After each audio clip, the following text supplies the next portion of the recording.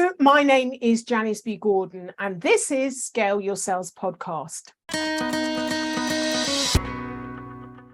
Welcome to Scale Your Sales Podcast, listed number 9 of 43 best podcasts for every sales professional. I am Janice B. Gordon, a customer growth expert recommended by LinkedIn Sales as one of 15 innovating sales influencers to follow.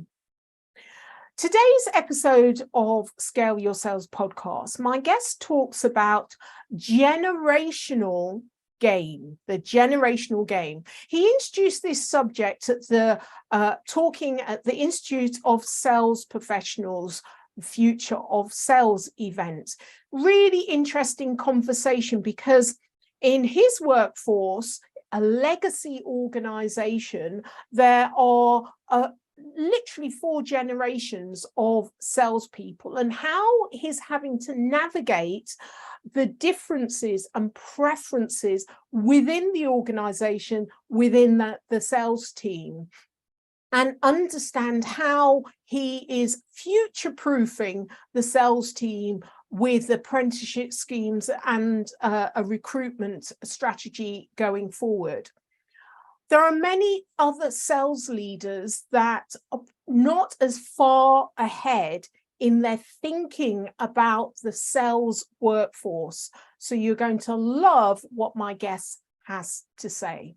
My next guest is the Group Sales Director of Royal Mail Parcelforce, which is the largest delivery company in the UK, representing over 250,000 business customers and circa 4 billion in annual revenues. Welcome to Scale Your Sales Podcast, Jon Nicholson. Thanks, Janice. Good to be here. Well, it's wonderful having you here. We met at the Institute of Sales Professionals, and you did this amazing presentation under the banner of Future of Sales. And I was really intrigued and interested that I kind of waited afterwards to grab your attention to have a chat about what you talked about, which is the generation game. So perhaps we'll use that as the starting off point to, just explain what your description or what's your view on the generation games and how that impacts sales and sales leadership.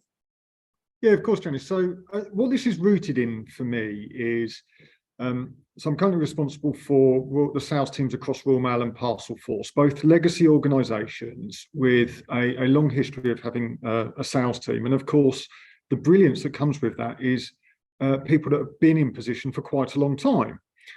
And that's amazing, but it also brings another challenge, which is at some point we're going to have quite large groups of people coming to the end of their career.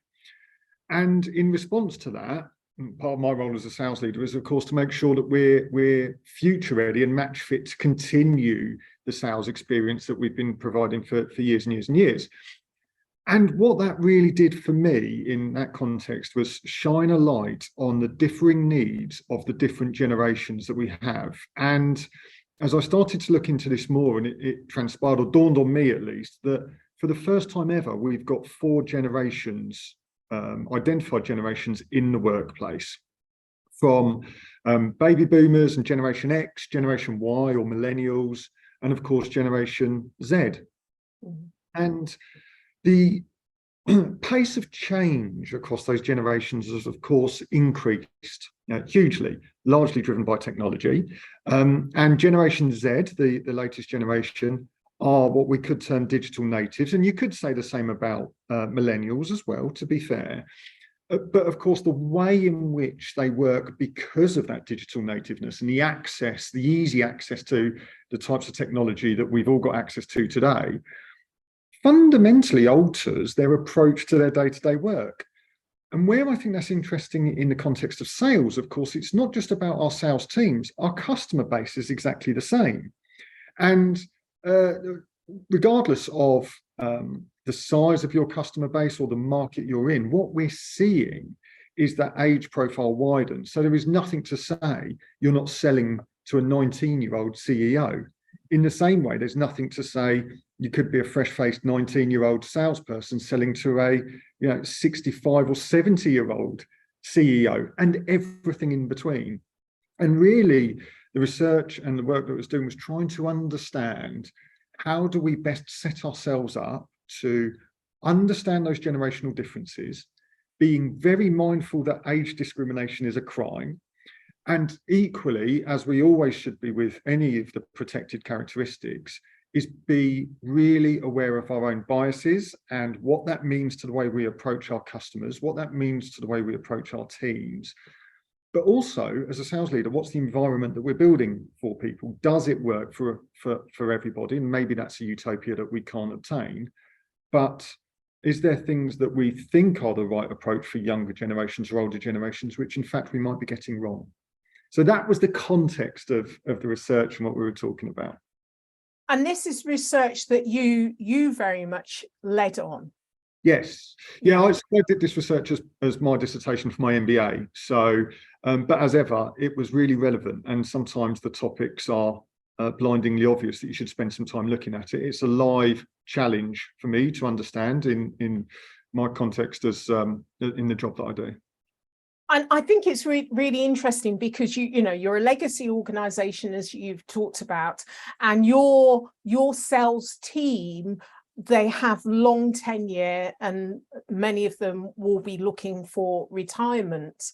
And I thought it was quite interesting, this research that I found with AMANY said that the demographics, because you mentioned that your customers haven't really changed. So I wondered, if this was relevant. The demographics are changing in that women are making up 54% of B2B buyers under the age of 30, which I thought was quite interesting, and most under the age of 25, which means that while men are still handling 75% of business purchases over 100,000, the survey predicts that women will make up most of the B2B buyers in as little as 10 years.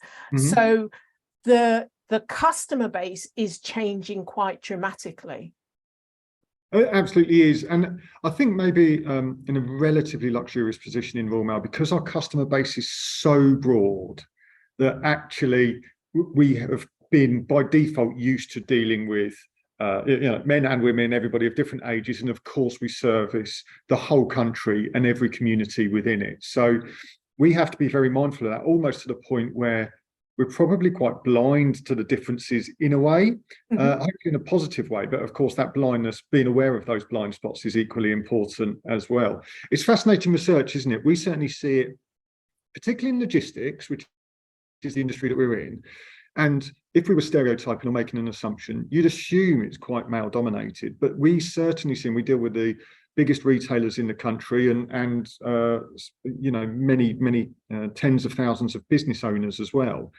We're certainly seeing that mix of senior decision makers change to that view, both in that male-female mix and in terms of age demographics and so on. And I think I mentioned in the talk, haven't we, all of us might have been, who are getting to a certain age, might have been guilty of saying, oh, aren't the policemen getting young nowadays, and things like that, and it's this point that we sort of forget that we're getting a bit older and we still assume everyone operates the same way we do. I think we're all guilty. Each of the generations are guilty of doing that.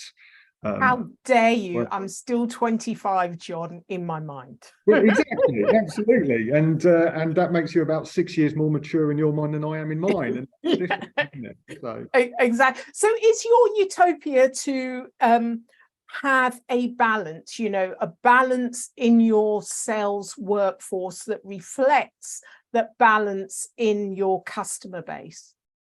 So yes, but that's part of it, Janice, because there's always this challenge, isn't there, between the best person for the job, making sure we're representative of society, making sure we're representative of the communities we serve, and the ongoing debate, which is very challenging, between positive discrimination and actual discrimination and so on and so forth.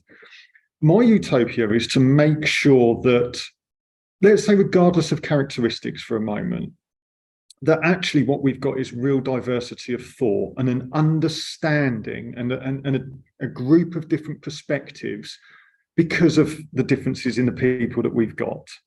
So whether that's across age, whether that's across sex, whether that's across race, religion, birth origin, whatever it might be. Because the other challenge you have with a legacy organisation, of course, is on paper, quite diverse. I've got about a 50-50 split between men and women. We've got quite a good age mix now, across from the people starting their careers to people coming to the end of their careers. Still got a challenge in seniority and tenure across those, but you'd expect that. But many of those teams have worked together for a long time. So even if you've got an on-paper mix of characteristics, male, female, age, religion, ethnic minority, and so on and so forth, they can conform to type as well. So actually, they still start to have the same way of thinking. And the environment in which we operate in, certainly post-COVID, of course, but generally is moving very, very quickly. And so even if people started off with those different perspectives, if they've been in the same team doing the same thing and using the same solutions for 3 or 4 years maybe, then guess what? The benefit of those perspectives starts to wane anyway. So Utopia for me is that how do we find a way to ensure that we're constantly bringing in those fresh ideas, those fresh perspectives, constantly positively challenging each other to come up with different looking solutions, to come up with different ideas to solve the problems that we now face. And I think that's I think we spoke, didn't we, James? We spoke about the work of Matthew Syed and Rebel Ideas, and some of that is rooted in that, which is how do you take a group of intelligent people, and of course all of my team are incredibly intelligent, but make sure they're not an unintelligent team. That's maybe a challenging label to give it, but I think that articulates the point really. And in my world, I'm very fortunate. I've got a very large team. It's about 400 people. But the way that the new business team operates is quite different to the way the key account management team operates. But they're both trying to do the same thing in reality, which is help the customers spend some more money with us and get the best use of our services. But they go in very different ways. Yeah. So how are you leading the multi-generational workforce, and adapting to the kind of buyer preferences and behaviors? I mean, are you throwing a grenading every now and then, just to mix things up? So, yes, and sometimes they're small grenades, just smoke grenades maybe, rather than full-on explosions. There's a couple of things, Janice. So one of the things is trying to break down some of the barriers, right? That constant challenge of thought, is this really the right way of doing things? We've got quite a well-embedded coaching mentality across the leadership team, which is really, really helpful because it means that we can coach our way through some of those difficulties of thought. I'm currently running through a change program with my team at the moment, which is effectively doing that, which it's effectively trying to create new villages or new communities within the sales team of the brilliant people, but mixing them in a way to help them think differently, to break down some of those silos. Now that level of change can be, like any change, could be quite uncomfortable for people. Because they love their teams and they love getting together and they're very comfortable in them, but being able to do that and trying to explain that's the reason for the change. This isn't a restructure for the sake of a restructure or a cost-cutting exercise. This is an ideas generation exercise because our world has changed, our context has changed, both from the business point of view and the macro environment point of view. So that's helping. Continual training. So we've been quite definite to try and address some of the age balance, bringing younger apprentices in, launching the first business-to-business sales apprenticeship scheme with Middlesex University. Regardless of the fact that people coming in are really talented and brilliant, just that injection of youth, frankly, it brings a bit of enlightenment and some new ideas and some positive challenge and a bit, looking over your shoulder, and that encourages some change. So I think it's all well and good just saying, right, we're going to do this, but I think what we've been doing steadily over the last probably 5 or 6 years is really incrementally introducing that change and being quite visible about it. So what's the motive behind all of this? Why bother doing this? There must be a personal driving force, because after all, you're doing research into this area, but also that I wonder what the kind of business culture message is. Why bother? Is it about social change? Is it about social justice? Is it about, actually it's the most profitable way of doing it? Honest, it's about all of those things, Janice. There's no one single answer to this. Let's take the ugliest of them all first, shall we? It is to make profit. As an organisation, Royal Mail's been for a challenging year or so, and we're thankfully at the back end of that. But we've not been able to give our customers the level of service that we would have liked to through quite our industrial action dispute. But as a sales team, as the people that look after those relationships, regardless of what the service we've been able to provide as a company, we've got to maintain those relationships and now rebuild on them. Now, if we don't have those relationships right in the first place, if we don't have the relationship capital to be able to say, right, we're now back to our best, Mr. and Mrs. Customer, so you can trust us to come back with you, then that rebuilding exercise is going to take longer than we can do. Mm. We're really proud of our heritage as an organisation and our brand and what we do for the country. And of course, a lot of people still assume we just deliver letters, but we don't. We're by far and away the largest parcel carrier in the UK.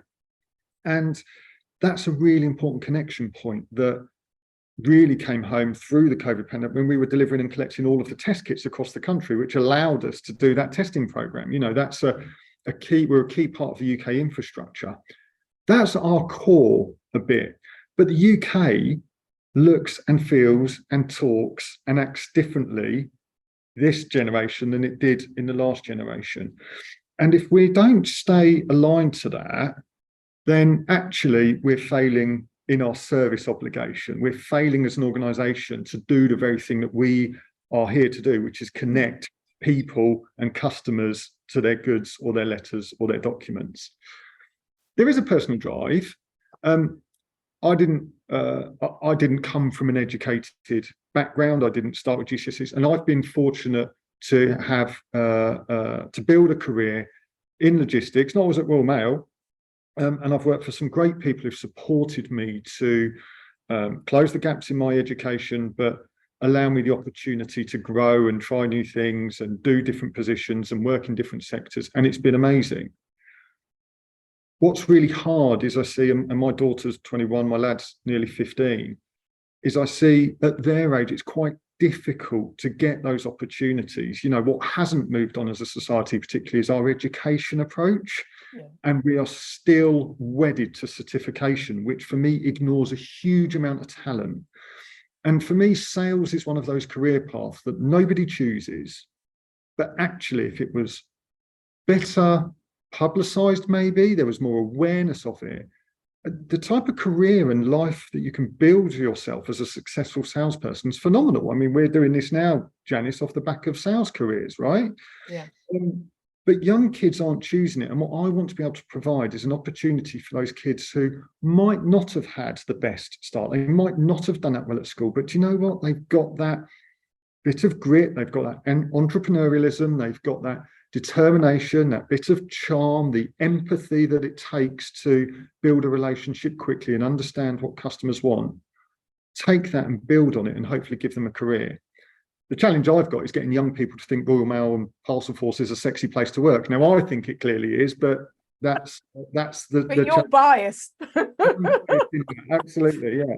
Well, this is a great segue because I really wanted to talk about recruitment. We mentioned about that, and I remember us talking like you can have a young lad or young woman that has sold things on a market store, and they won't necessarily, they haven't got the degree that often a lot of these application forms ask for.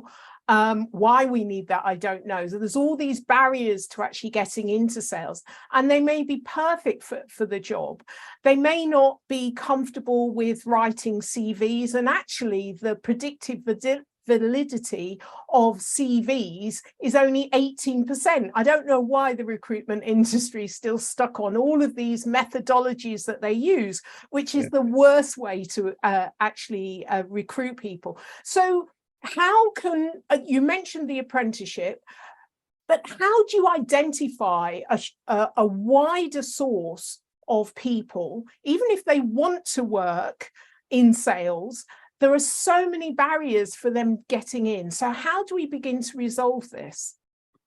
It's a really good question, Janice, and it's one that we've not got right, because for our recruitment, and we were looking for internships, on paper it looked quite attractive, and we just weren't attracting anybody really, and that's really difficult. So it's obviously something we and I have got to work on as well and understand better.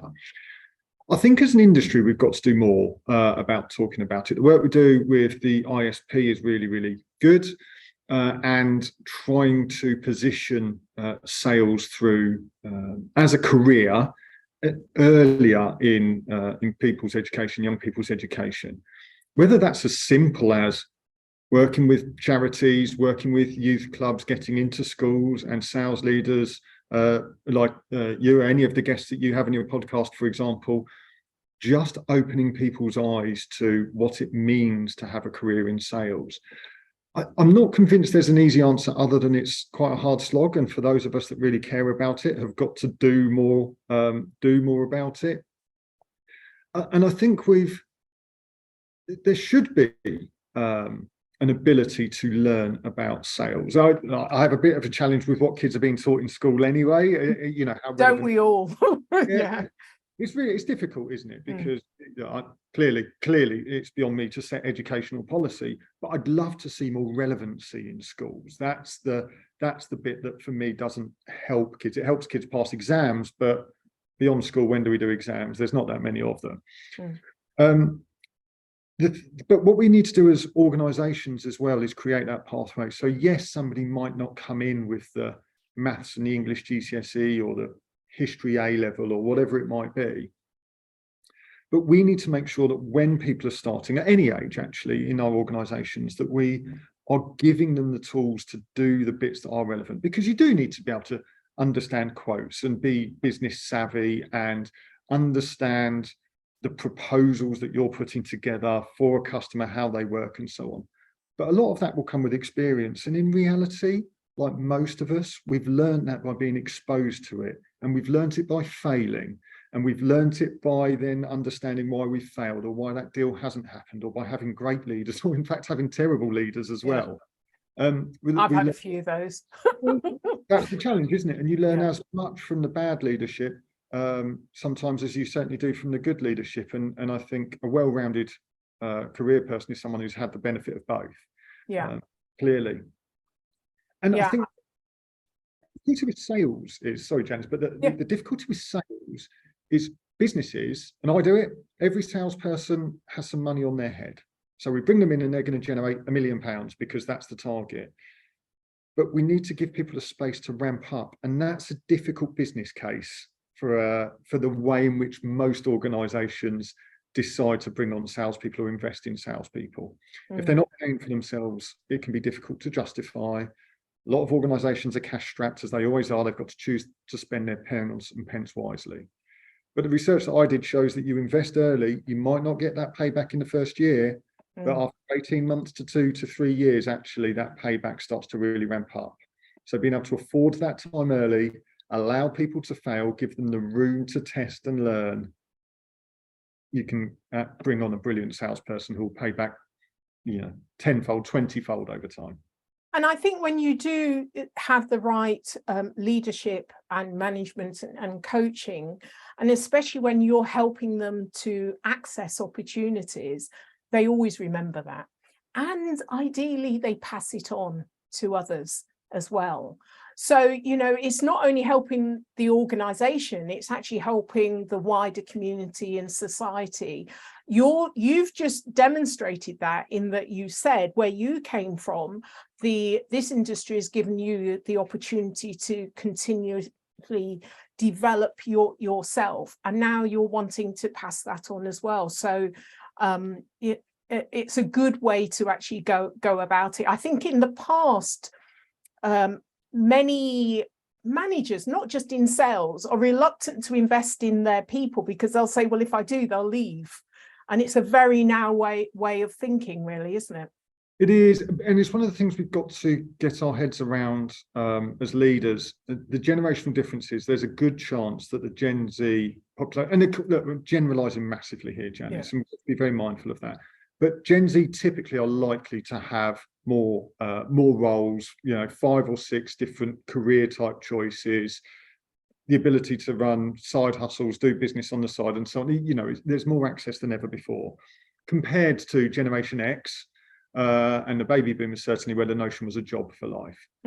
We've got to get our head around the fact that's now different, which means we as leaders have got to work harder to create the environment that people want to stay in, acknowledge they might not, but whilst they're there, let's us as the organisation and them as the individual get the most out of it. And that's as best we can hope for. You get 5 good years out of somebody, that's brilliant, actually. That's amazing. yeah. And I think it's interesting because the job for life contract we had, a lot of companies started to break that contract. They wanted the extra flexibility, a lot of the laws change, but it's interesting how companies are then complaining how people don't stay with them. Well, actually, you're right. They're not really investing in their employees and making sure they are happy. And it's not always in sales that money that makes people stick. It's often training, it's coaching, it's good management and the culture where they feel that they belong as well. And they're all things that we can control. Absolutely. And the other part that was stuck out for me in the research, though, and I've mentioned it before, you're absolutely right. We've all got those superstars in our teams and we all know them. But the research also says that those superstars very rarely replicate that superstar performance when they go elsewhere, because they're superstars because they're talented, yes, but also maybe because of the product, the environment, the patch. There's all these other factors that all add up to absolutely superstar performance. And so I think there's a word to the wise as well, because it's easy to be seduced as top performing salesperson to think, I'll go over there and I'll get some more. And that might be true. But I think you've got to make that decision quite wisely, actually, if you are just motivated by the money and the cash. If you're earning it where you are, that's probably not a bad place to be. Yeah, and also to sales leaders that often want to recruit the A players. Yeah. And understanding they were A players there, but it doesn't mean there's a guarantee, and you're better perhaps to nurture internally. And also, where do sales leaders come from? Sales managers, they're promoted up, and they're actually often very bad sales leaders. It takes a very different mindset, and hasn't been in the past that sales training or appreciation that these are completely different skill sets. Oh, they're totally different. They are totally different. And I think it's incumbent on us, and it's a conversation I have a lot with high-performing salespeople who want to move into leadership because they want progression, and that's absolutely right and worthy, is let's make sure you really understand what you're opening yourself up for, because it's really easy when you're a high-performing sales person to then manage in quite a directive way, because you're just saying, well, this is what I used to do. And it takes a while to undo those habits and become a coach or a guide or a mentor, as well as all the challenging things you have to deal with as a leader that not many people see. Yeah, absolutely. So, I mentioned to you that there is a database that's been going for over 25 years, and it's looking at like 460 bits of data. So a salesperson will fill out a questionnaire rather than, relying on the CVs. And what's great, what I love about this is that you can cast your net much wider. It knows what best looks like in a whole 200 different industries across different sectors and countries. And so what I love about it, from trying to recruit a diverse workforce, whatever the age range, is that you can throw anyone at it and it will tell you whether this person from a recruitment point of view is recommended or not, based upon that criteria of the whole history of data, but also the criteria you've set within the organization of what you're looking for and what's the best kind of fit. but also within a sales team as well, understanding there are so many sales people that are in the wrong role for their skills. And, you know, but also for the way that they sell and their view about money as well. So I'd really like to understand, what is your view about the balance of skills against mindset and motivation in terms of creating a, you know, a really good 5-year, 10-year salesperson that is coachable? What are the things that you look for when you're recruiting that's of most importance? Yeah, so it does depend what level you're recruiting at, of course, Janice. And I think there's a difference between entry level recruits, for want of a better word, versus people who are maybe mid-year or into their into the promotion stages of their sales career. But fundamentally, what we're looking for is the same.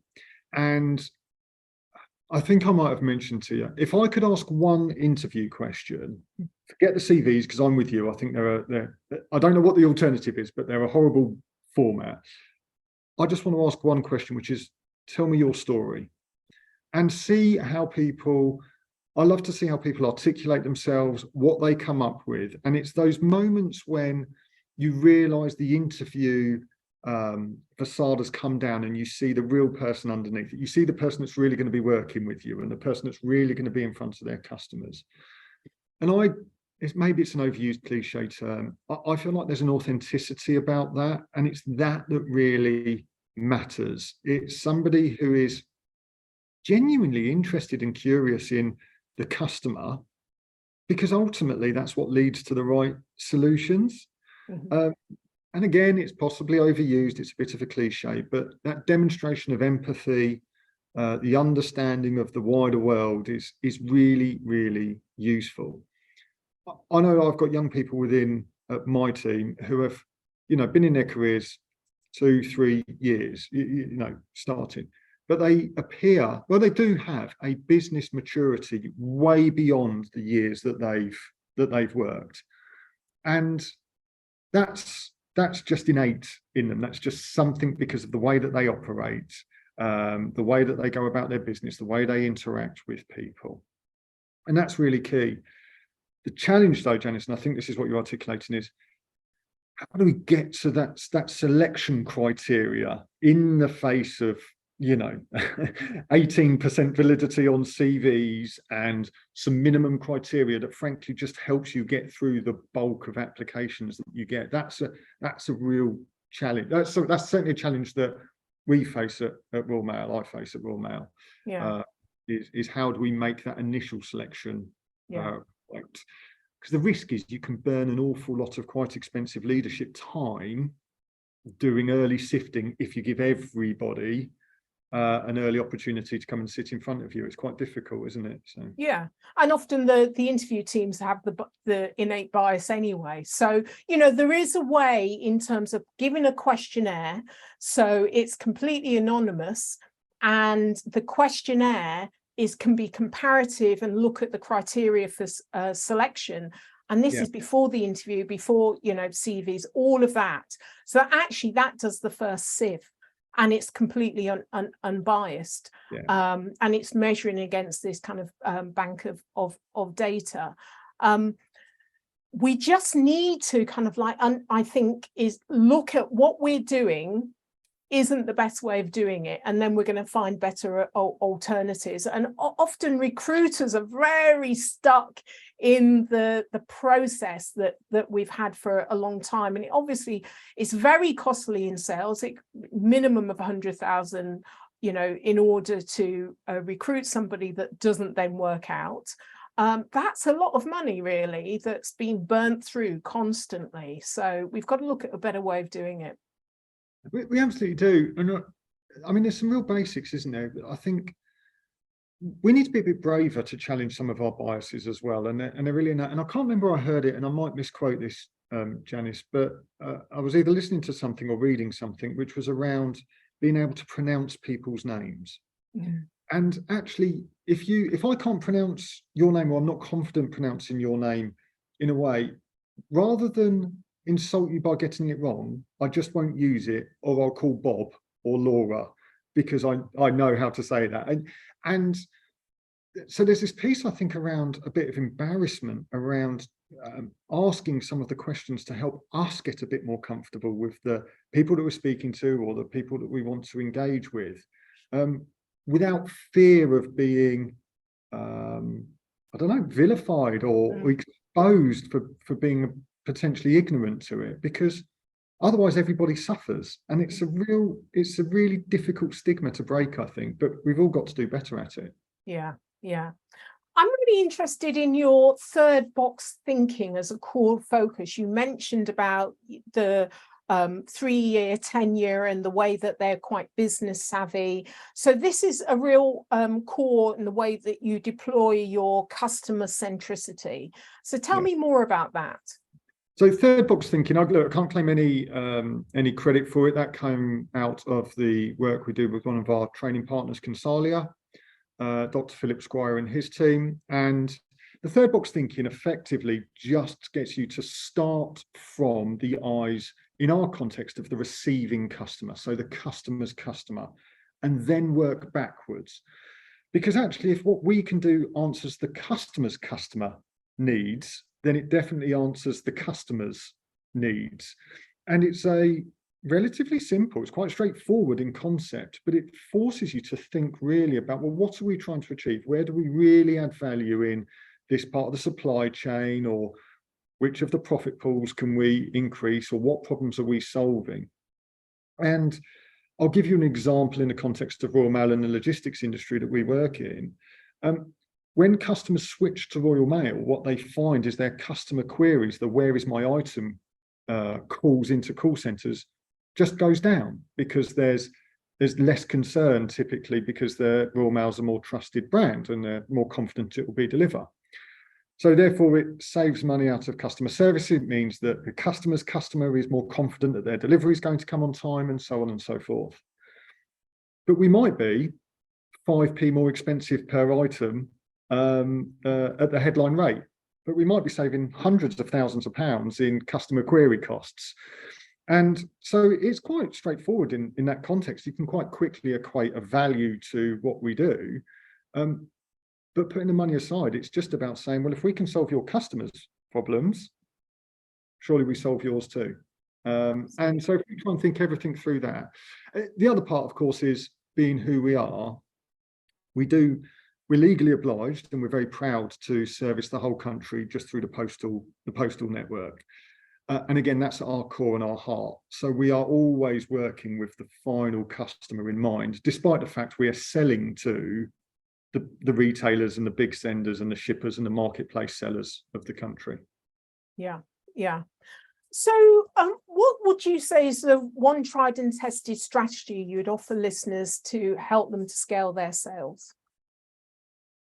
So for us, it's is it a strategy? Is it a mantra? It's looking after the customer better than anybody else can. And if I give that a bit more colour for you, Janice, I mentioned earlier the industrial impact relations. It's been well publicised. We don't need to talk about that. But the reality is we weren't able to offer our customers the best service. That wasn't the fault of the salespeople or the account management, but it's their responsibility to manage the relationship and be the voice piece of the customer. It wasn't a dispute that the salespeople were involved in. It was a different layer within the organisation, but it's still our organisation. And the point being that even if it impacted revenue in the short term, the instruction or the ask to all of my team was look after that relationship first. Do the right thing by the relationship, even if it has an impact on revenue, because it will pay back in spades. If you don't look after that relationship, you've got nothing to trade on, regardless of what happens. Sometimes that's difficult to do in organisations, large and small, because of course we've got hundreds of salespeople who look after, tens and tens of thousands of accounts. You can't do everything for every customer. You can't just have carte blanche autonomy to say, yes, you can have a credit for that, or yes, you can have that. We've still got to have quite strict controls, because otherwise we'd be an unruly organisation, and we'd be in a right mess. So it's not about total freedom. it's about the understanding that you can manage that relationship the best way you can as an individual, regardless of what else is going on around you. And that's, for me, is the key strategy. I've got another question in terms of how do you actually manage that? Because it allows a bit that some level of flexibility, but as you say, you're a profitable organization, you have to be. So how do you make sure that there's people can show initiative and do things? How's that managed? Well, it can be quite challenging, and there's always going to be conflict points because, again, a customer will always want something maybe they can't have, and an account manager or salesperson will always want to give away something that they can't do. We have to try and be quite clear and pragmatic about it. Nothing's particularly off the table in terms of asking for it, but what we do need to be able to do is justify the ask. And because it's very easy, especially when you're under pressure as a salesperson, or particularly an account manager, where you get caught in this world between service and sales and so on, particularly as an account manager, that you can come under fire from all of your customers saying, right, you've got to do this maybe isn't good enough, or we want these claims. Justify that ask. As that account manager, you've got a professional responsibility to work on behalf of your customer, but on behalf of, in this context, Royal Mail or Parcelforce as well. You know, you've got to treat both sets of those money like it's your own. You've got to confidently articulate the customer's real challenge and the real pain points internally, if we need to do something out of process, to the point where it's beyond doubt. But you also need to be able to defend our internal processes externally. But don't hide behind them. You've got to own them. And that's a lot about coaching. That's a lot about experience. It's a lot about confidence in your ability. And it's a lot about that relationship. How often have we heard across our teams, I've certainly had the customers say it to me, look, I know it's not you, I know it's the organization, but actually the response to that's got to be, no, but I stand behind the organization, but I also understand what you're wanting me to do, and I'll do everything I can for you, but I might not be able to. Yeah. You know, and it won't always be got right, Janice. It just won't. You know, when you're having thousands of customer conversations a week, you'll get some of it wrong. But you've got to just be able to provide that parameter and that coaching and those guidelines as best you can. Excellent, excellent. Okay, so if you're on a desert island on your own, what's the one thing you take with you? So this might be a bit of a cop-out, Janice, but I was recently, just last week, I found myself stranded in Spain because we'd had our hire car broken into, our suitcases were stolen, our passports were gone, our driving licenses were gone, my wife's mobile phone was gone, we were with some friends, their phones were gone. I just happened to have my phone still on me. And it was the only reason we managed to sort any of the mess out, because sadly, and back to almost where we started around the pace of change of technology and what it means to us, it was almost impossible to operate without a phone, particularly in a foreign country. And sadly, I'll have to admit my knowledge of my command of the Spanish language does not extend beyond ordering a couple of beers like most typical British people. So I think if I was stranded on a desert island, I'd have to have my phone with me, because I feel like it's the only survival tool, or only chance I'd have of surviving anything, because it turns out I'm not that resourceful without it, maybe. That's the problem. Well, it's a good thing to know then, really, isn't it? You know, you can have your mobile phone, and just think, you know, I'll give you some internet as well, so you can look at all the survival techniques that you need in order to survive on your island, okay? Exactly, that would be brilliant. And if nothing else, I could order some armbands to swim off a bit, and that would be... Now you're taking it a little bit too far. Amazon doesn't extend that far. You're on a desert island. Royal Mail does, though, Janice. I'm sure. Royal Mail does. We do go everywhere. That's a good one. Fantastic. Royal Mail goes everywhere. Global organization worldwide. Absolutely. Yeah, and delivers on time as well, you know. Fantastic. Yeah, all right. So how can listeners get hold of you, Jon? So typically I hang around on LinkedIn, Janice. So listeners can find me on LinkedIn. That's where I will be.